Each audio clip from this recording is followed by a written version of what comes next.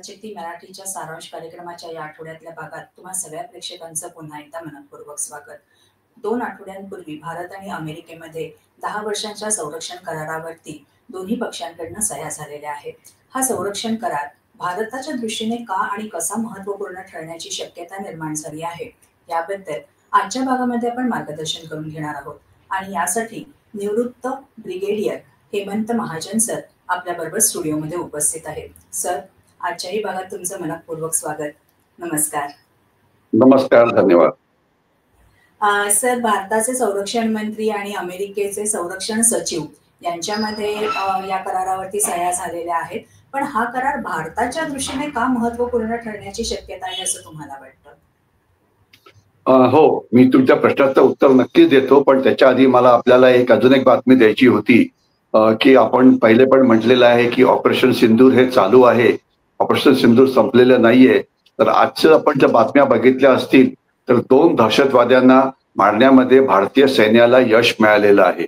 म्हणजे पाकिस्तानकडून जो दहशतवाद आहे हा सुरूच राहील, फक्त तो लो लेवल राहील आणि त्यांच्या प्रत्येक दहशतवाद्याला आपल्याला या तर सीमेवरतीच मारावं लागेल किंवा सीमेच्या आत घुसण्यात जर त्यांना यश मिळालं तर त्यांना मग अँटी टेररिस्ट ऑपरेशन करून मारावं लागेल. आणि यामध्ये आपल्याला यश मिळालं तर करता पण भारतीय सैन्याचं कौतुक करायलाच पाहिजे. कारण या सगळ्या दहशतवाद्यांना मारण्याकरता जी किंमत असते ती भारतीय सैन्याला आपलं रक्त सांडून द्यावी लागते. नशिबाने या एन्काउंटरमध्ये आपण 2 दहशतवादी मारले, परंतु आपलं कुठलंही नुकसान झालं नाही. तर आपण सैन्याचं कौतुक करायला पाहिजे.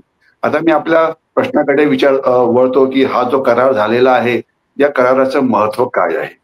पहिले आपण जर बघितलं तर गेल्या 4-5 महिन्यापासून जेव्हापासून डोनाल्ड ट्रम्प आले, सुरुवातीचे 5-7 दिवस सोडल्यानंतर सगळ्या नुसत्या वाईट बातम्या येत आहेत. आणि या सगळ्या वाईट बातम्यांचे संबंध 2 प्रश्न असे होते. एक तर त्यांनी जो टॅरिफ भारतावरती लावण्याचा प्रयत्न केला होता तो, आणि दुसरं त्यांचं पुन्हा पुन्हा म्हणणं होतं की जो भारत आणि पाकिस्तानमध्ये जे सीज फायर झालं त्यात ते माझ्यामुळे झालं वगैरे, ते अर्थात 100% खोटं होतं. त्यानंतर दुसरा महत्वाचा मुद्दा होता की तुम्ही रशियाकडनं जे तेल विकत घेताय ते तुम्ही थांबवा. जे थांबवण्याकरता आपण तयार नव्हतो, कारण आपल्याला आपल्या राष्ट्रीय हिताचं रक्षण करणं हे महत्वाचं होतं. आणि त्याच्यामुळे आजची जी आपण परिस्थिती बघितली तर जवळजवळ 90% देशांशी अमेरिकेचे वेगवेगळ्या प्रकारचे ट्रेड अग्रीमेंट झालेले आहेत. आणि फक्त 2 किंवा 3च देश आहेत जिथे ते पूर्ण झालेले नाहीये. एक अर्थात चीन आहे, दुसरा अर्थात रशिया आहे आणि तिसरा भारत आहे. म्हणजे एक चीन आणि भारत सोडून बाकी सगळ्या देशांनी गुडघे टेकवले आणि ट्रम्प म्हणतात ते ऐकलं. तर त्याच्यामुळे करार झाले आणि ज्याचा फायदा अर्थात अमेरिकेला होईल, कारण त्यांना थोडा म्हणजे प्रेशर टाकल्यामुळे त्यांची इकॉनॉमिक अवस्था नक्कीच सुधारेल, त्यात काही डाऊट नाहीये. पण भारताने ते मान्य केलं नव्हतं, तर त्याच्यामुळे सगळ्या बातम्या या वाईट येत होत्या. आणि अशा बातम्या वाईट येत असताना हा करार झाला, ही बातमी येणं हे खरोखरच चांगली गोष्ट आहे. कारण काय की याच्या आधी अनेकांचं असं मत होतं की डोनाल्ड ट्रम्प हे इन्स्टिट्यूशनल ऍडवाइस हा अजिबात घेत नाही. जे जनरली काय असतं, अमेरिका प्रचंड मोठा देश आहे, कुठल्याही विषयावरती देशाने कुठलं पाऊल उचलायचं याकरता त्यांच्याकडे वेगवेगळ्या प्रकारचे थिंक टँक्स आहेत, ऍडवायसेस आहेत आणि ते सगळं डिस्कस करतात की इकॉनॉमिक डिसिजन घ्यायचे करायला काय पाहिजे, स्ट्रॅटेजिक डिसिजन घ्यायचे करायला काय पाहिजे, संरक्षण करार करायचे करायला काय पाहिजे. म्हणजे प्रत्येक विषयात तज्ज्ञांची टीम असते आणि त्या तज्ज्ञांच्या टीमच्या रेकमेंडेशन प्रमाणे जनरली अमेरिकन प्रेसिडेंट हे निर्णय घेतात. त्याच्यामुळे ते चांगले असतात. परंतु डोनाल्ड ट्रम्पचा कोणावरतीही विश्वास नाही. ते म्हणतात की सगळ्या विषयामध्ये तज्ज्ञ फक्त मी एकटाच आणि मी म्हणेन ती पूर्व दिशा. तर त्याच्यामुळे अतिशय एक्सेंट्रिक असे डिसिजन्स घेतले जात होते आणि त्यामुळे सगळ्यांना भीती वाटत होती की हे काय चाललंय काय. म्हणजे तर नशिबाने हे दिसतं आहे की अमेरिकेमध्ये सुद्धा डोनाल्ड ट्रम्प असताना सुद्धा इन्स्टिट्यूशनल जे म्हणजे रेकमेंडेशन दिले जातात ते मान्य केले जात आहेत आणि त्याच्यामुळे हा जो करार झाला ही एक अत्यंत चांगली बाब आहे. आता हा करार झाला कारण याच्यामुळे पुष्कळ वेगवेगळे आपल्याला फायदे होतील, त्याविषयी आपण बोलूच. पण मला एक आपल्याला सांगायचं की या कराराचे 2 वेगवेगळे म्हणजे मुद्दे आहेत. एक मी त्याला 2 वेगवेगळे भाग म्हणता येतील. एक भाग जो आहे तो LCA Mark 1 या विमानांच्या इंजिन करता आहे आणि दुसरा जो भाग आहे तो LCA Mark 1A म्हणजे पुढच्या पिढीची जी विमान आहे त्याच्याकरता आहे. तर पहिले आपण बोलूया LCA Mark 1. तर त्याच्यामध्ये जो करार झाला आहे जवळजवळ त्याची किंमत तिथे दिलेली आहे. ते मला वाटतं किती 80 8,870 कोटी रुपयाचा तो करार आहे, पहिला करार. आपल्याला माहिती पाहिजे की LCA म्हणजे लाईट कॉम्बॅट एअरक्राफ्ट तेजस नावाचं जे विमान आहे, हे विमान आपण भारतात डेव्हलप केलेलं आहे आणि जवळजवळ 35-40 वर्ष लागली या विमानाला डेव्हलप करण्याकरता. आणि हे विमान घ्यायला म्हणजे एअरफोर्स तयारच नव्हतं, कारण या विमानाची क्वालिटी जी होती ती अप टू द मार्क नव्हती. म्हणजे जी प्रगत विमानं असतात, रशियाकडची असो की अमेरिकेकडची असो. परंतु आपल्याकडे एक अतिशय दूरदृष्टीचे मुख्य म्हणजे संरक्षण मंत्री होते मनोहर पर्रिकर. त्यांनी फोर्स केलं एअरफोर्स वरती की तुम्ही ही विमानं घेणारच, कारण आपण त्या देशाने एवढा खर्च केलेला आहे, तर तुम्हाला ती विमानं वापरावीच लागतील. आणि जर त्याच्यात काही प्रॉब्लेम्स असतील तुम्ही ते पॉइंट आउट करा आणि मग DRDO/HAL ते प्रॉब्लेम्स दूर करेल. आणि त्याच्यामुळे 2 स्क्वॉड्रन्स LCAच्या घेण्यात आल्या आणि 2 स्क्वॉड्रन सध्या आपल्याकडे कार्यरत आहेत. आणि ज्यावेळेला ही विमानं वापरायला सुरुवात झाली, याच्यामध्ये 46 वेगवेगळे प्रॉब्लेम्स म्हणजे ज्या कमी आहेत या इंडियन एअरफोर्सनी त्या सगळ्यांना सांगितल्या. पर्रिकर म्हणाले बरोबर आहे, संरक्षण मंत्री सध्याच्या त्यामुळे बरोबर आहे की तुम्ही ते ठीक करायलाच पाहिजे. तर त्यामधल्या 40 जी म्हणजे इम्प्रुव्हमेंट्स इंडियन एअरफोर्सला पाहिजे ते LCA Mark 1 तेजसमध्ये करण्यात आलेले आहेत. आणि त्याच्यामुळे म्हणजे 40 झाले, 46 होते टोटल, त्यातले 40 झाले, पण 6 झाले नाही. ठीक आहे, तर 40 झाले ही चांगली गोष्ट आहे. 40 तर झाले आणि आपलं विमान आपण वापरतो आहे, ठीक आहे ना.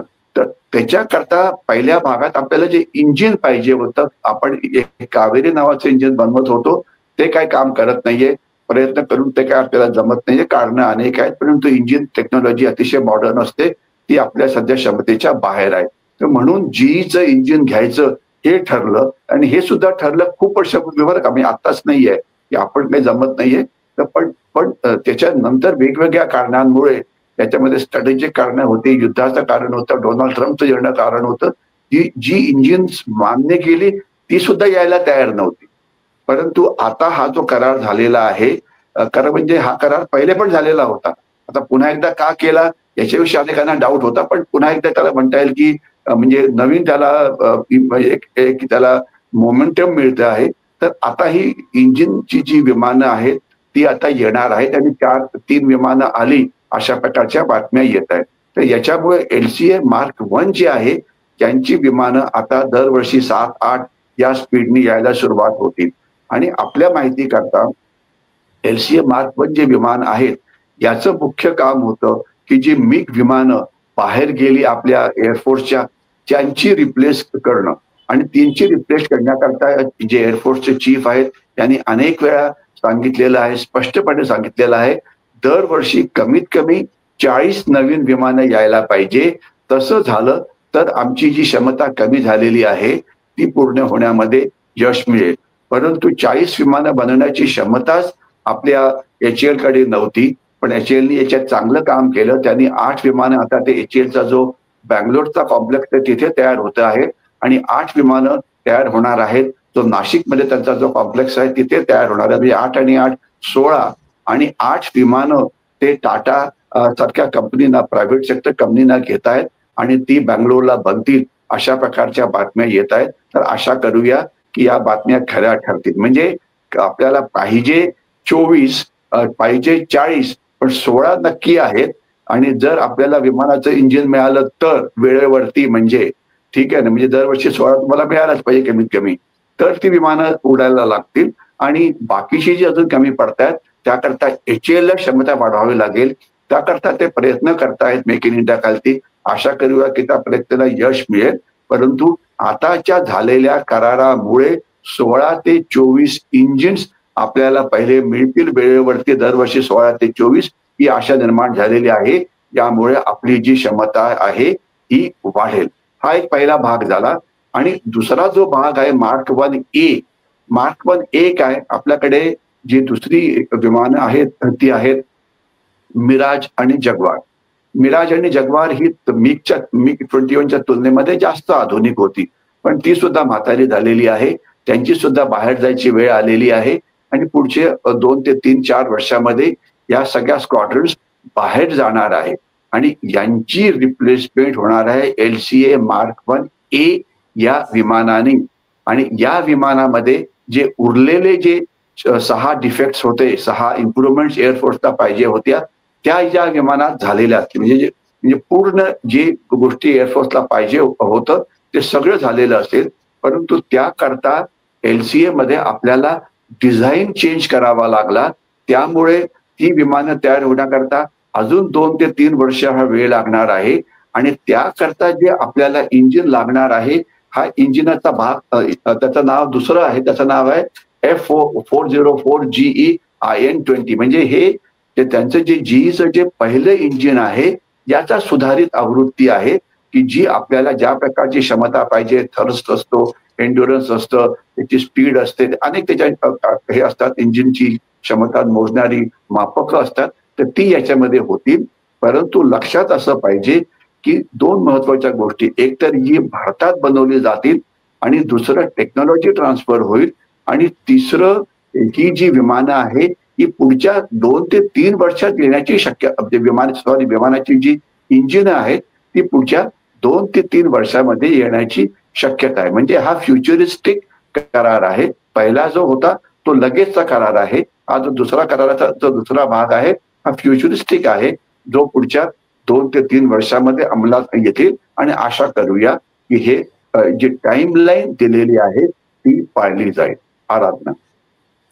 सर, याच्या व्यतिरिक्त अजून काही करारातले मुद्दे महत्वाचे आहेत का? हे 2च मुद्दे महत्वाचे होते? अनेक मुद्दे महत्वाचे आहेत की या करारामध्ये मुख्य काय आहे, म्हणजे की करारामध्ये नेमकं आपल्याला काय मिळणार आहे. तर याच्यामध्ये मुख्य गोष्ट अशी आहे की एक तर याच्यामध्ये आपल्याला टेक्नॉलॉजी ट्रान्सफर होणार आहे. अमेरिका कधीही त्यांची जी अत्याधुनिक टेक्नॉलॉजी जी असते ती कधीही द्यायला तयार नसतं, कारण ते त्यांना लोकांना द्यायचं नसतं. जनरली त्यांच्याकडे जी टेक्नॉलॉजी असते त्याच्या खालचं एक ग्रेड 1 म्हणजे एक ग्रेड खाली ही ते देतात. पण त्यांना तिथे काय वाटतं, ही टेक्नॉलॉजी समजा चुकून आपण रशियाला दिली, चीनला दिली, आपण देणार नाही ती गोष्ट वेगळी, पण इतरांची कोणाशी शेअर केली तर मग रिव्हर्स इंजिनिअरिंग करून ही अमेरिकन टेक्नॉलॉजी वापरली जाईल आणि त्यामुळे ते या टेक्नॉलॉजिकल रेसमध्ये ते पुढे राहतील. तर म्हणून याच्यात त्यांनी ते मान्य केलेलं आहे. याचा अर्थ काय होतो की अमेरिका हे मान्य करायला तयार आहे की भारत एक विश्वासू देश आहे, तो एक आहे, आणि दुसरं ते आपल्याला का देत आहे, ते दुसऱ्यांना का देत नाहीयेत. तर याचा अर्थ की जो आपला सर्वात पहिला मुद्दा होता तो म्हणजे आपला शत्रू हा चीन आहे, याच्याविषयी कोणाच्याही मनात शंका नको. एक भीती निर्माण व्हायला लागली की आता अमेरिका जे चीनशी इतकं प्रेम दाखवत आहे, त्यांनी चीनची त्यांनी एवढी स्तुती केली, याच्यामुळे शत्रू ते चीन शत्रू आहे म्हणून ते चुप्त बसणार नाहीत. आणि दुसरं तैवान नावाचा देश ज्याच्यावरती चीन त्यांना आपल्या देशामध्ये सामील करायला मागतो, त्याला तर ते डिश करणार नाहीत. जसं त्यांनी विश्वासघात केला युरोपियन युनियनचा आणि म्हणजे युरोपमध्ये रशियाला मोकाट सोडलं, तर तसंच ते मोकाट चीनला सोडतील का याच्या विरुद्ध, आपल्या तैवानच्या विरुद्ध अशी भीती निर्माण झाली होती. परंतु आता ज्या करारामुळे असं दिसतं की एवढी काळजी करण्याचं कारण नाही, त्यांच्यावरती थोडाफार इन्स्टिट्यूशनल करार आहे.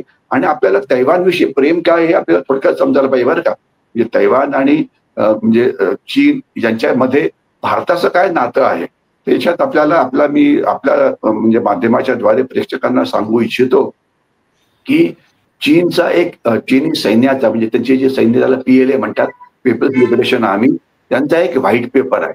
व्हाईट पेपर म्हणजे काय, एक पॉलिसी पेपर आहे ज्याच्यात त्यांनी म्हटलं आहे की 4 wars which China is going to fight in next 50 years. हे त्यांनी जाहीर केलेलं आहे की आम्ही ही 4 युद्ध लढणार पुढच्या 50 वर्षामध्ये. त्याच्यामध्ये तैवान आणि ही युद्ध केव्हा लढणार, तैवानचं विश्व संपल्यानंतर. आणि या युद्धामध्ये एक युद्ध आहे the war of south Tibet. म्हणजे तैवान जर कॅप्चर झाला, तैवानचं जर युनिफिकेशन झालं चीनमध्ये, तर त्यानंतरचं त्यांचं पुढचं लक्ष कुठे असेल तर साऊथ तिबेटवरती.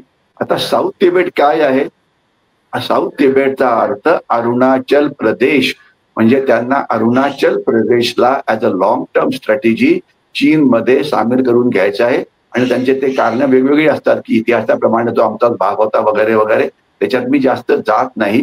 म्हणजे थोडक्यात असं की जर तैवान जर त्यांना मिळाला, कारण डोनाल्ड ट्रम्प यांनी तैवानला धोका दिला, तर नंतर त्यांचं पुढचं लक्ष जे केंद्रित होईल आपल्यावरती, आपल्याला त्रास देण्यावरती. त्रास तर चालूच आहे, तो वेगळा मुद्दा आहे, परंतु म्हणजे अजून जास्त त्याची तीव्रता वाढवण्याकरता, याच्याकरता तैवानला वेगवेगळ्या प्रकारची मदत करणं हे गरजेचं आहे. त्याच्यामुळे तैवान आपल्या पुढचे अनेक वर्ष स्वतःचं रक्षण करू शकेल.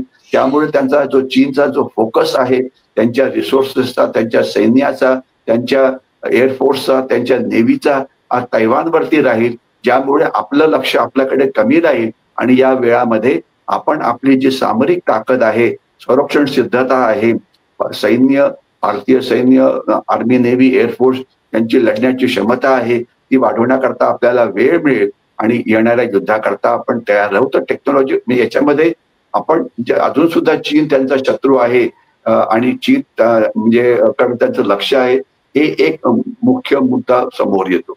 दुसरा मुद्दा असा की आपण विमानं डायरेक्टली आणू शकलो, विमानाची इंजिन माफ करा, आपण डायरेक्टली अमेरिकेकडनं आणू शकलो असतो, ती उलटी जास्त फास्ट येतील. आपण ज्यावेळेला मेक इन इंडिया करतो तर ऍक्च्युअली कराराचा जो वेग असतो इम्प्लिमेंट करण्याचा तो कमी होतो, बरं का, लक्षात ठेवा. तर आपल्याला 24 इंजिन भारतात बनवायच्या आधी आपण जर अमेरिकेतनं डायरेक्टली आणली असती तर ते 2-3 वर्षात आणली असती.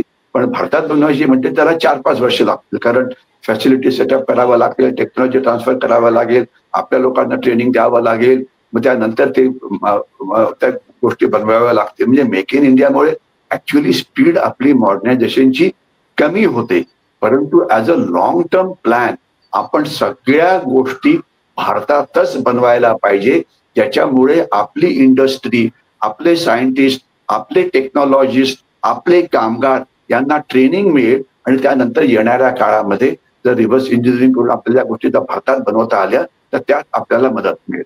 हा एक दुसरा मुद्दा असतो. आणि तिसरा, आपण ज्या वेळेला एक 60-70 हजार कोटीची इन्व्हेस्टमेंट भारतात करतो आहे, आता जसं मगाशी मी म्हटलं की HAL मध्ये आता अजून 8 विमानं नवीन बनणार आहेत, तर ऑब्व्हियसली तिथे तुमचा रोजगार वाढते, तुम्ही नवीन इंजिनियर्सला तिथे बोलवता, म्हणजे भारतामध्ये मोठ्या प्रमाणामध्ये रोजगार निर्मिती होते, हे एक चांगलं आहे. आणि याचा एक रिपल इफेक्ट असतो, म्हणजे काय असतं की विमानाचे फक्त मेजर कॉम्पोनंट्स हे बनवले जातात, अनेक कॉम्पोनंट्स जे असतात हे तुम्ही भारतामध्ये बनवण्याचा प्रयत्न करतो, तर त्याच्यामुळे भारताचं स्मॉल स्केल सेक्टर म्हणा, मिडल स्केल सेक्टर म्हणा, यांना फायदा होतो.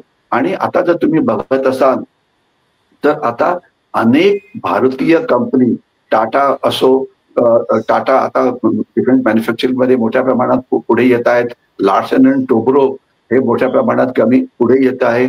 आणि कौतुक तुम्हाला म्हणजे असं करायला पाहिजे, एखादं थोडंसं विषयांतर होईल, लार्सन आणि टोब्रो आता ज्यावेळेस ते सध्या आपल्या कोस्ट गार्डला त्यांच्या जहाजं पुरवत आहेत, लढाऊ जहाजं जी आहेत, आणि ती जी कोस्ट गार्डला जी टाइम लाईन देतात की आम्ही समजा डिसेंबर 2025 पर्यंत तुम्हाला 3 जहाजं पुरवू तुमच्या ऑर्डर प्रमाणे, तर ते वेळेच्या आधी त्यांना पुरवत आहेत. म्हणजे एक बघा की त्यांची टाइम लाईन त्यांची बीट केलेली आहे. आणि दुसरं त्यांनी म्हटलं की आम्ही 650 कोटीला तुम्हाला आम्ही जहाज देणार आहोत, तर ते ज्यावेळेला ऍक्च्युअली दिलं तर ती किंमत थोडीशी कमी होते. म्हणजे ज्या करता त्यांनी बीड केलं होतं त्याच्यापेक्षा कमी, म्हणजे याचा अर्थ की लार्सन अँड टोब्रो म्हणा, त्यांची एफिशियन्सी एवढी जास्त आहे, त्यांनी बीड केलं 650 कोटीला, पण 5-10 कोटी अजून तुमचे वाचले, कारण त्यांनी एफिशियन्सीज अचीव्ह केल्या वगैरे वगैरे.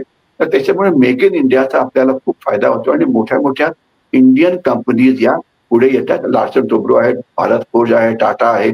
आणि आपण आता आज एअरक्राफ्ट विषयी बोलतोय, तर आता याच कराराचा अजून एक भाग आहे की आपण सिव्हिल एअरक्राफ्ट आता भारतामध्ये बनवणार आहे, त्याच्यामध्ये टाटाचा मोठा भाग असेल, हा त्याच्यातला एक मुद्दा आहे. तर हा एक फारच अतिशय म्हणजे एक चांगला म्हणजे भाग आहे. आणि याच्यामध्ये काय असतं की हे सगळं एक पॅकेज असतं. म्हणजे समजा हा प्रोग्राम समजा 10 वर्ष आहे किंवा 15 वर्ष, मला वाटतं हा प्रोग्राम 10 वर्षाचा आहे, तर 10 वर्षाचा म्हणजे 10 वर्षांमध्ये हा प्रोग्राम इम्प्लिमेंट होणार आहे. तर याच्यामध्ये तुम्हाला ज्या अडचणी येतील, मोस्टली या अडचणी टेक्नॉलॉजिकल असतात, की आपण एखादा पार्ट बनवायला घेतला पण काही तो नीट जमत नाहीये किंवा म्हणजे कुठेतरी टाइम लाईन मागे पडली, हे बंद पडली, तर तो टेक्नॉलॉजिकल सपोर्ट असतो तो आपल्याला मिळत राहील. तर त्याच्यामुळे आपली जी टाइम लाईन आहे ही नक्कीच याचा आपल्याला म्हणजे ती इम्प्लिमेंट करण्यामध्ये आपल्याला फायदा होईल, हा एक महत्वाचा मुद्दा आहे. तर म्हणून ही त्या गोष्टी भारतात बनणं हे अतिशय महत्वाचं आहे. एखाद्याला थोडंसं टाइम जास्त वाढेल, पण आपल्याला इतर फायदे जे आहेत हे अनेक आहेत. तर सर्वात मोठा फायदा काय, की जर काही युद्ध झालं, काही हे झालं, काही गडबड झाली, तर याच्यामध्ये म्हणजे आपली टाईमलाईन ही जास्त त्या बदली होणार नाही. कारण 99% गोष्टी या भारतातच बनत आहेत ना. कारण एक एक अतिशय प्रसिद्ध वाक्य आहे, की सध्या आपण we are living during turbulent times आणि जगामध्ये आज 65 ठिकाणी युद्ध सुरू आहेत आणि जगामध्ये काय चाललं आहे हे कोणालाच माहिती नाही आणि त्याच्या पुढचं म्हणजे काय चाललं आहे, काय होणार आहे, का होत आहे याच्याकडे काहीच म्हणजे कोणाला काही समजत नाहीये. आपण केवळ पोस्ट इन्सिडन्स एक म्हणजे विश्लेषण करू शकतो, की या कारणामुळे हे युद्ध झालं. म्हणजे इनफॅक्ट त्याच्या पुढची पण एक म्हण आहे, की जगातले सर्वात मोस्ट डिस्ट्रप्टिव्ह माणूस किंवा मोस्ट म्हणजे माणूस म्हणा किंवा म्हणजे प्रॉब्लेम क्रिएटर म्हणा डोनाल्ड ट्रम्प यांनाच माहिती नाही, की ते पुढे काय करणार आहे. म्हणजे त्याच्यामुळे अशा टर्ब्युलंट टाइम्समध्ये आपण ज्यावेळेला राहतो, तर त्यावेळेला जर आपण गोष्टी भारतात बनवल्या, तर आपली जी सामरिक सुरक्षितता आहे ही नक्कीच त्याच्यामुळे त्याच्यावरती फरक पडतो आणि लाँग टर्म मध्ये आपण चायनाचं चॅलेंज हे लाँग टर्म आहे. हे काही युद्ध काही उद्या होणार नाहीये, परवा होणार नाहीये. परंतु आपल्याला आपली क्षमता ही जे वाढवणं हे चालू ठेवावं लागेल आणि ज्यावेळेला आपली क्षमता वाढते, तो एक चीन करता सुद्धा मेसेज असतो, की अरे जास्त पंगे घेऊ नका, यांच्याकडे कॅपॅसिटी आहे आणि त्याच्यामध्ये युद्ध झालं तर तुम्हाला हे युद्ध अतिशय महाग पडू शकतं. तर त्याच्यामुळे मेक इन इंडिया हा एक अतिशय चांगला उपक्रम आहे. आणि याचा एक शेवटचा मुद्दा या कराराचा अजून असा आहे, की आपण म्हणजे जीचं इंजिन तर कुणाला डायरेक्टली देऊ शकणार नाही, परंतु जे काही इतर पार्ट इंजिनच्या कॉम्पोनंटमध्ये अनेक पार्ट्स असतात. मी त्याच्या डिटेलमध्ये जास्त जात नाही. परंतु आपण जे मेक फॉर द वर्ल्ड नावाचा जो आपला प्रोग्राम आहे, ज्यामध्ये आपण म्हणजे आपली शस्त्र सामुग्री इतर देशांना निर्यात करतो आहे, तर त्याच्यामध्ये आपल्याला फायदा होऊ शकतो. आणि याच्यामध्ये मी आपल्या माहिती करता प्रेक्षकांना हे पण सांगू इच्छितो, की सध्या म्हणजे रशिया युरोपमध्ये मोकाट सुटलेला आहे. मी शब्द अतिशय काळजीपूर्वक वापरतो आहे. त्यांची ड्रोन्स युरोपवर सगळीकडे फिरतायत आणि युरोपला काय करायचं, की युरोप प्रचंड गोंधळून गेलेला आहे, की करायचं काय? म्हणजे आता जर तुमच्या एखाद्या ऑइल रिफायनरीवरती जर एखादं ड्रोन येतं आहे, तर तुम्हाला माहिती आहे आता हे नुसतं फिरतंय, पण यांनी जर एक सुसाईड बॉम्ब टाकायचा म्हटला, तर आपलं केवढं नुकसान होणार. आणि युरोप म्हणजे एक खंडप्राय म्हणजे युरोप आहे. कुठे कुठे तुम्ही स्वतःचं रक्षण करणार हो? सगळीकडे काय तुम्ही अँटी एअरक्राफ्ट डिफेन्स सिस्टीम लावू शकता का? म्हणजे तुमची कॉस्ट ऑफ डिफेंडिंग युअरसेल्फ प्रचंड मोठी आहे. तर आता युरोपचे प्रॉब्लेम सॉल्व्ह करायला काय आम्ही म्हणजे आपल्या भारत शक्तीची काही गरज नाहीये, ते त्यांनी सॉल्व्ह करायला पाहिजेत. पण तो याचा आपल्याला एक अतिशय मोठा इनडायरेक्ट फायदा आहे. आणि आता जगाच्या इतिहासामध्ये, युरोपच्या इतिहासामध्ये सर्वात जास्त सैन्याचं आधुनिकीकरण युरोप करतायत, युरोपचे देश करतायत. आणि त्याच्यामध्ये 3 मोठे, एक तर फ्रान्स आहे, दुसरं जर्मनी आहे, तिसरं इंग्लंड आहे. आणि याच्यामध्ये त्यांच्याकडे क्षमता नाही. तर त्याच्यामुळे ते भारताला सुद्धा एक युजफुल पार्टनर म्हणून समजत आहेत. तर म्हणून आपल्याला युरोप सारख्या प्रगत देशामध्ये आपलं पुष्कळसं सामान हे निर्यात करायला संधी आहे. आणि आपल्या तर्फे मी आपल्या प्रेक्षकांना सांगू इच्छितो, सध्या सुद्धा आपण मोठ्या प्रमाणामध्ये माफ करा, युरोपला दारुगोळा पोहोचवतोय.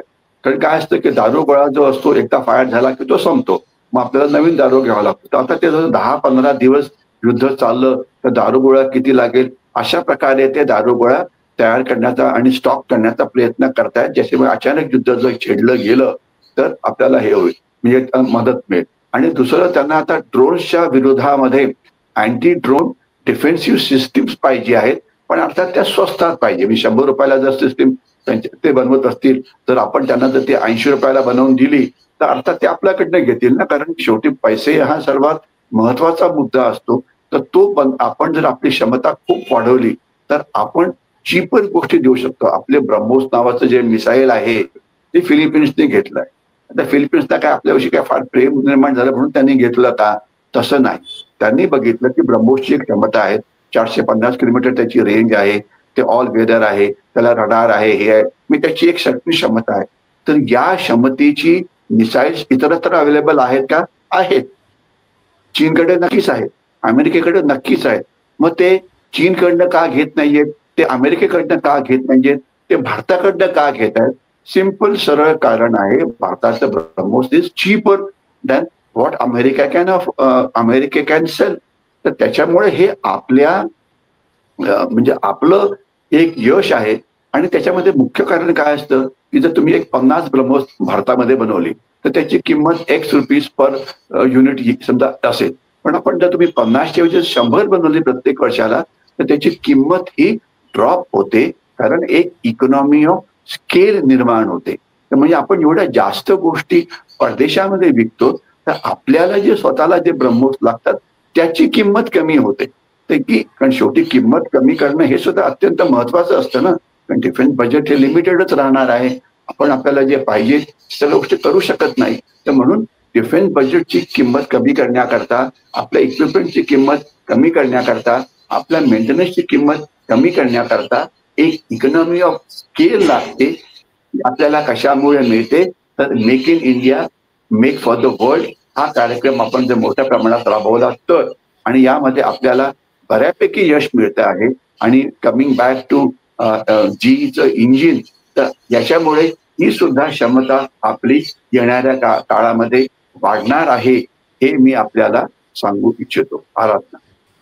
सर, या सगळ्या करारांमुळे भारताच्या ISR या प्रक्रियेवरती काही परिणाम होण्याची शक्यता कितपत आहे असं तुम्हाला वाटतं? ISRचा अर्थ होतो इंटेलिजन्स, सर्व्हेलन्स अँड रिकॉग्नायझन्स. ही जी क्षमता असते ही एका पूर्ण सिस्टीममुळे येते. आपण आता LCA तेजस विषयी बोलतोय. LCA तेजस हा प्लॅटफॉर्म आहे आणि या प्लॅटफॉर्मवरती वेगवेगळ्या प्रकारची रडार्स असतात. तर ती जी रडार्स जे खालती काय चाललंय, आजूबाजूला काय चाललंय हे बघतात. तर त्याच्यामुळे त्या रडार्सची क्षमता वाढायला पाहिजे. आपण जर पंतप्रधान मोदी यांचं म्हणजे भाषण ऐकलं असेल 15 ऑगस्टचं, तर त्यात त्यांनी म्हटलं होतं की आता जे ऑपरेशन सिंदूर झालं होतं त्याच्यामध्ये आपल्या अँटी एअरक्राफ्ट डिफेन्स सिस्टीमनी खूप चांगलं काम केलं आणि आपल्या रडार्सनी खूप चांगलं काम केलं. आणि याच्यामध्ये भारतीय बनावटीची अनेक रडार्स आहेत जी पुढे येत आहेत, परंतु यांची क्षमताही आपल्याला वेळोवेळी वाढवावीच लागते. ज्याच्यामध्ये रेंज असते, ज्याच्यामध्ये रात्रीची वेळ असते, ज्याच्यामुळे पाऊस पडला असेल त्यावेळीची वेळ असते.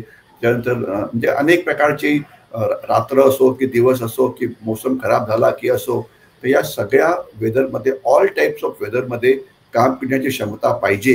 जी आपली क्षमता वाढते आहे आणि ती नवीन प्रकारची Mark 1, Mark 2 रडार्स वगैरे जी आहे ती याच्यामध्ये सामील केली जातील, हा मुद्दा आहे की जे आपण करतो आहे. नंतर काय असतं की जी तुम्हाला माहिती रडार्समुळे मिळते तर ती माहिती तुमच्या जी वेपन सिस्टीम आहे त्याच्याकडे जायला पाहिजे, ज्याला डेटा लिंक म्हटलं जातं. तर ती आपली त्याच्यामध्ये आपण थोडं कमी आहोत, मी मागे पडलेलो आहोत. डेटा लिंक आपल्या सेक्युअर नाहीत असं म्हटलं जातं. तर त्याच्यामध्ये आपल्याला प्रगती करण्याची गरज आहे. म्हणजे प्लॅटफॉर्म आहे, परंतु त्याची जी जोडणारी जी सिस्टीम आहे त्याच्यात इम्प्रूव्हमेंट व्हायला पाहिजे. ती येणाऱ्या काळामध्ये होईल अशा प्रकारची म्हणजे असं आपल्याला वाटतं आहे. आणि तिसरा जो प्रकार असतो की विमान सर्व्हेलन्स ISR करता फक्त एक सिस्टीम झाली. विमानाशिवाय आपल्याकडे ड्रोन सुद्धा आहेत की जे जमिनीवरती बघतात, आकाशात बघतात वगैरे, आणि ते स्वस्तमध्ये काम करतात. म्हणजे अर्थात त्यांची रेंज असते आणि म्हणजे विमानाविरुद्ध ड्रोन असा इश्यू नाही आहे. जवळच्या कामाकरता ड्रोन्सचा वापर होतो, लांबच्या कामाकरता विमानाचा वापर होतो. याच्याशिवाय आपल्याकडे सॅटेलाईट पण आहे. आणि आपण आत्ताच बातमी आली होती की अजून एक सॅटेलाईट लॉन्च झाला आहे. That was more exclusively for the navy. पण म्हणजे त्याची क्षमता जी आहे ती पूर्ण इंडो पॅसिफिक ओशनवरती लक्ष ठेवण्याची आहे. तर म्हणजे आपल्याकडे जे वेगवेगळी साधनं आहेत ISRची, तर ती एकमेकाशी इंटरकनेक्टेड पाहिजेत. डेटा लिंक पाहिजे. ती माहिती शेवटी कमांड कंट्रोल सिस्टीममध्ये जायला पाहिजे, त्याचा अनालिसिस व्हायला पाहिजे आणि त्याच्यानंतर योग्य वेपन सिस्टीमचा वापर करून जे आपलं टार्गेट असतं ते आपण डिस्ट्रॉय करायला पाहिजे.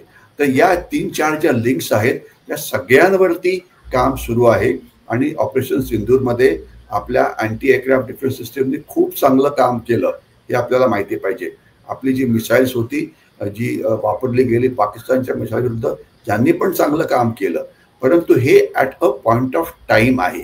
होतं काय आहे की सध्या आपण ऑपरेशन सिंदूरमध्ये technologically we were superior to, म्हणजे टू लेट्स से पाकिस्तान. परंतु चायना पाकिस्तानला वेगवेगळ्या प्रकारच्या सिस्टीम्स देतो आहे केवळ माफ करा, टेस्टिंग करण्याकरता. मी त्याच्यामधली एक सिस्टीम होती, एक तुम्हाला मी सांगायचं आता लगेचच सांगतो. आपल्याला असं वाटत होतं की जी अँटी एअरक्राफ्ट मिसाईल जे आहेत पाकिस्तानकडे, त्यांची रेंज 150 किलोमीटर असावी, असा आपला एक अंदाज होता. अंदाज नाही, आपलं इंटेलिजन्स होतं. अंदाज नाही म्हणता आला, इंटेलिजन्स होतं. परंतु झालं वेगळंच. त्यांच्याकडे 200 किलोमीटर रेंज असलेलं मिसाईल निघालं आणि त्याच्यामुळे आपले काही लॉसेस झाले एअरमध्ये. अर्थात हे इंटेलिजन्स फेलियर तो आहेच, परंतु म्हणण्याचा अर्थ असा की त्यांच्याकडे ज्या ज्या अत्याधुनिक गोष्टी तयार होतात त्या अत्याधुनिक गोष्टींचं टेस्टिंग ते पाकिस्तानमध्ये करतात. पाकिस्तानचा वापर ते एक प्रयोगशाळा म्हणून करवतात. तुमच्याकडे वेपन असेल, त्याची सिस्टीम, त्याची कपॅसिटी एवढी असेल, परंतु फील्ड कंडिशन्समध्ये वॉर चालू असताना, वॉरलाईक सिच्युएशन असताना या सगळ्या सिस्टीम वापरल्या गेल्या पाहिजेत आणि त्या सिस्टीमनी सिद्ध करायला पाहिजे की त्या सिस्टीम त्याच्या लॅबोरेटरीमध्ये चांगलं काम करतात, तशाच त्या वॉर झोनमध्ये, नियर वॉर कंडिशन्समध्ये, वॉरलाईक कंडिशन्समध्ये सुद्धा काम करतात. हे पुन्हा पुन्हा सिद्ध व्हावं लागतं. हे नुसतं एक वन मॅच परफॉर्मन्स पण होत नाही की एक मॅचमध्ये तुम्ही सेंचुरी स्कोअर केली, तसं नसतं. तुम्हाला रिपीटेडली ते करावं लागतं. आणि याच्यामध्ये चीन पाकिस्तानला प्रचंड मदत करतो आहे. तर त्याच्यामुळे आपल्याला आपल्या रडार्सच्या इम्प्रूव्हमेंट, डेटा लिंकच्या इम्प्रूव्हमेंट,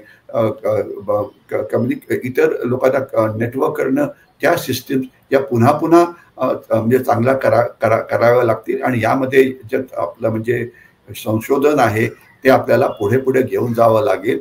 आणि याच्यामध्ये एक अशी पण बातमी आलेली होती की काही बाबतीमध्ये तंत्रज्ञान शेअर करण्याकरता अमेरिका तयार आहे आणि बहुतेक ठिकाणी आपण जे तंत्रज्ञान ट्रान्सफर वगैरे करतो ते आपण इस्रायलकडनं घेतो, जे म्हणजे आपल्याला जमत नाही. जे इनफॅक्ट आपण यालाच आपण कनेक्टेड जोडू शकतो की 2 किंवा 3 दिवसापूर्वीच इस्रायलचे डिफेन्स मिनिस्टर इथे होते आणि त्यांनी आपल्या डिफेन्स मिनिस्टरशी ते खूप काही बोलले. परंतु त्याचं काही फारसे मीडियामध्ये कव्हरेज आलं नाही. परंतु एवढं तुम्हाला मी आपल्या माध्यमातून प्रेक्षकांना सांगू इच्छितो की इस्रायल हा आपला अत्यंत विश्वासू मित्र आहे आणि ज्या टेक्नॉलॉजीज आपल्याला अमेरिका द्यायला तयार नव्हतं, त्या टेक्नॉलॉजीज आपल्याला इस्रायलकडनं मिळत आहेत. हे चांगलं आहे. फक्त त्यामध्ये एकच प्रॉब्लेम होता, किंमत. इस्रायली सिस्टीमची किंमत ही थोडी जरा जास्त असते. थोडं स्वस्तात मिळालं तर बरं झालं असतं, पण त्यांना माहिती आहे की आपल्याला गरज आहे, कोणी देत नाही, म्हणून ते आपल्याकडे जास्त किंमत घेत आहेत. परंतु आता आपल्याला एक फायदा असा झालेला आहे, म्हणजे खरं म्हणजे काय म्हणतात, ती एक मराठीमध्ये म्हण आहे की रावसाहेब गेले आणि तात्यासाहेब चढले, असं काहीतरी म्हण आहे ती. म्हणजे एकाचा काहीतरी प्रॉब्लेम झाला पण दुसऱ्याला फायदा झाला, असा त्या म्हणीचा थोडक्यात अर्थ आहे. तर आता हे जे हमास आणि म्हणजे इस्रायलचं युद्ध आहे, तर म्हणजे एक अतिशय ऑकवर्ड प्रश्न मी आपल्याला विचारतो आणि त्याचं उत्तर मीच देतो. याचा आपल्याला काय फायदा झाला? म्हणजे युद्धामधनं कधी कोणाचा फायदा होत नाही बरं का, नुकसानच होतं. युद्ध हे एकमेकाला मांडण्याकरता असतात, ठीक आहे ना. परंतु या युद्धातनं आपल्याला एक फायदा असा झाला की इस्रायलला कळालं की त्यांचे जे शत्रू आहेत, हमास आहे, हिजबुल्ला आहे, हुती आहे, हे इस्रायलमध्ये कुठे पण इस्रायलच्या विरोधात मिसाईल्स फायर करून त्यांचं नुकसान करू शकतात. कारण इस्रायलला काही फारशी डेप्थ नाही आहे. तुम्ही जर नक्शा त्याचा बघितला तर एक छोटा देश आहे. तर त्यामुळे त्यांनी फॅक्टरी कुठेही लावली इस्रायलमध्ये तरी पण त्याचं रक्षण करणं सोपं नाही आहे, कारण डेप्थच नाही. तुमच्याकडे करणार काय हो? आणि सगळीकडे काही तुम्ही काय सगळ्या इस्रायलच्या भोवती काय तुम्ही 24 तास 365 दिवस सिस्टीम जर तुम्ही जर ऑन ठेवली तर केवढा तुमचा खर्च होईल. ती सिस्टीम तेवढी ऑफच करावी लागते ना. तर त्याच्याकरता to come back to defence minister, अनेक गोष्टी इस्रायल आता भारतामध्ये बनवणार आहे, अशा प्रकारच्या बातम्या येत आहेत. अर्थात त्याला जास्त प्रसिद्धीची गरज नाही, त्यांनी ॲक्च्युली बनवायला पाहिजे, कारण त्यांना भारत जास्त सुरक्षित वाटतो आहे. म्हणजे जर त्यांनी काही समजा ड्रोन्स बनवली, त्यांनी रडार बनवली, त्यांनी काही बनवली, तर ती इस्रायलमध्ये सेफ राहण्यापेक्षा ती इथे जास्त सेफ राहते, कारण इथे त्यांना म्हणजे भारत कम्पॅरेटिव्हली मोस्ट सेफर देश आहे. तर हा आपल्याला एक फायदा आहे. तर मला खात्री आहे की हे म्हणजे आपलं जे उच्च नेतृत्व आहे या सगळ्या व्हिजिटचा अशा प्रकारे फायदा घेऊन आपली सर्वसमावेशक जी संरक्षण सिद्धता आहे ही वाढवत आहे. अमेरिका एक भाग झाला, रशिया एक भाग झाला, इस्रायल एक भाग झाला, मग आपले मध्ये फ्रान्स सुद्धा मध्ये येऊन काहीतरी करायचा प्रयत्न करत होते. त्यांच्यात कॉम्पिटिशन लावून आपण ती टेक्नॉलॉजी अजून स्वस्तात घ्यायला पाहिजे, तो एक भाग झाला. त्याचा राफेलची किंमत कमी करायला तयार आहे आणि राफेल शेवटी विमान चांगलं आहे, त्यात काय डाऊट नाही, फक्त किंमत अनअफोर्डेबल आहे तर ती आहे. आणि प्लस ते सुद्धा आता त्यात संशोधन करता आहेत, कारण त्यांना ही विमानं वापरायची आहे शेवटी रशियाच्या विरोधात, तर त्याच्यामध्ये ते आपल्याशी हे करायला तयार आहेत. तर या सगळ्या परिस्थितीचा फायदा घेऊन आपण आपली संरक्षण सिद्धता वाढवायला पाहिजे, ज्याच्यामुळे डेटरन्स वाढतं आणि खरोखरच युद्ध झालं तर त्यामध्ये आपल्याला जास्त यशस्वीपणे लढण्यामध्ये मदत मिळू शकते. आराधना. सर, खरं तर भारत आणि अमेरिकेमध्ये पुढच्या 10 वर्षांमधला हा संरक्षण करार, पण या कराराच्या निमित्ताने तुम्ही जागतिक परिस्थिती आणि त्याच्यामध्ये असणारं भारताचं स्थान संरक्षण दृष्ट्या याच्यावरती सुद्धा इतका छान प्रकाश टाकला की अनेक मुद्दे आपल्या प्रेक्षकांना नव्याने कळण्यासाठी त्यामुळे मदत नक्कीच झालेली असेल. पण या निमित्ताने जी काही माहिती तुम्ही दिलीत या सगळ्या माहितीसाठी सगळ्या प्रेक्षकांकडनं आणि व्यक्तिशः माझ्याकडनं सर खूप खूप धन्यवाद. नमस्कार. नमस्कार, धन्यवाद.